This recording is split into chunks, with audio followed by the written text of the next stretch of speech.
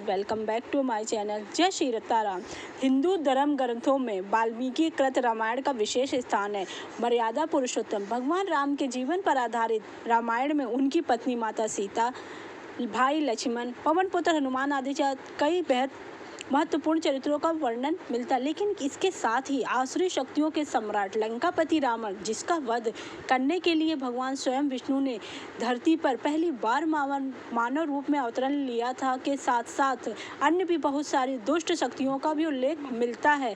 रावण का पुत्र मेघनाद ऐसी ही दुष्ट शक्ति था, जिसका वध भगवान राम के भ्राता लक्ष्मण के हाथों हुआ था। लेकिन मृत्यु हो जाने के बाद अचानक कुछ ऐसा हुआ कि मेघनाद का कटा सिर अचानक हंसने लगा। राम, लक्ष्मण, हनुमान और पूरी वानर सेना के सामने मेघनाद का कटा सिर जोर जोर से हंसने लगा। मेघनाद एक वीर राक्षस योद्धा था, जिसे इंद्र पर विजय हासिल करने की वजह से इंद्रजीत भी कहा जाता था। इसके अलावा मेघों की आड़ में युद्ध करने की वजह से रावण के पुत्र को मेघनाद के नाम से भी जाना जाता है। अपने पिता के आदेशों का पालन करते हुए वह भगवान राम, लक्ष्मण और उनकी सेना के समाप्त करने के लिए उनसे युद्ध करने लगा। लेकिन लक्ष्मण के आघात वार की वजह से मेघनाद का सिर उखड़ धड़ से अलग हो गया। मेघनाद बहुत ताकतवर था। जब उसका सिर उसके शरीर से अलग होकर नीचे गिर गया, तब वानर सेना और स्वयं भगवान श्री राम उसके सिर को निहारने लगे। श्री राम ने यह आदेश दिया कि मेघनाद के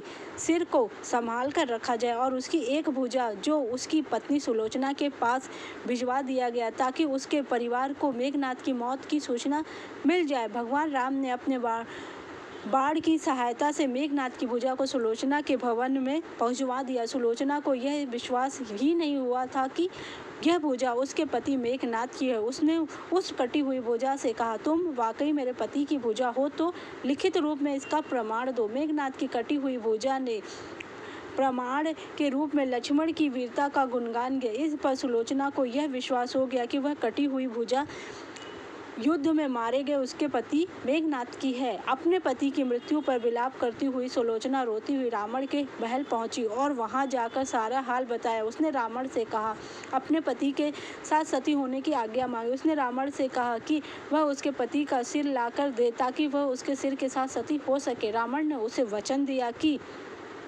वह मेघनाद के सिर के साथ साथ लक्ष्मण का भी सिर भी उसे लाकर देगा। लेकिन सुलोचना को रावण पर जरा भी विश्वास नहीं हुआ, इसलिए वह दौड़ती हुई मंदोदरी के पास गई। मंदोदरी ने सुलोचना से कहा कि भगवान राम बहुत दयालु, इसलिए उनके पास जाना चाहिए। सुलोचना जब भगवान राम के पास पहुंची, तब विभीषण ने श्री राम को सुलोचना का परिचय करवाया। भगवान राम को देखकर सुलोचना रोने लगी। उसने ईश्वर से कहा कि वह अपने पति का सिर उसे लौटा दे, ताकि वह उस सिर के साथ सती हो सके। राम ने सुलोचना का दुख देखकर उसे से कहा कि वह मेघनाद को जीवित कर देते हैं। लेकिन सुलोचना का कहना था, मैं नहीं चाहती कि मेरे पति जीवित रहकर आने वाले कष्टों को सहे, मैं भी उनके साथ सती होना चाहती हूँ। इस पर राम ने सुग्रीव से कहा कि वे मेघनाद का सिर सुलोचना को सौंप दे। लेकिन सुग्रीव इस बात को मानने को बिल्कुल भी तैयार नहीं थी कि सुलोचना के कहने पर मेघनाद की कटी हुई भुजा ने लक्ष्मण का गुणगान किया। सुग्रीव ने कहा कि यह सिर एक शर्त पर लौटाया जाएगा। जब सुलोचना के कहने पर मेघनाद का कटा शीश हंसने लगे।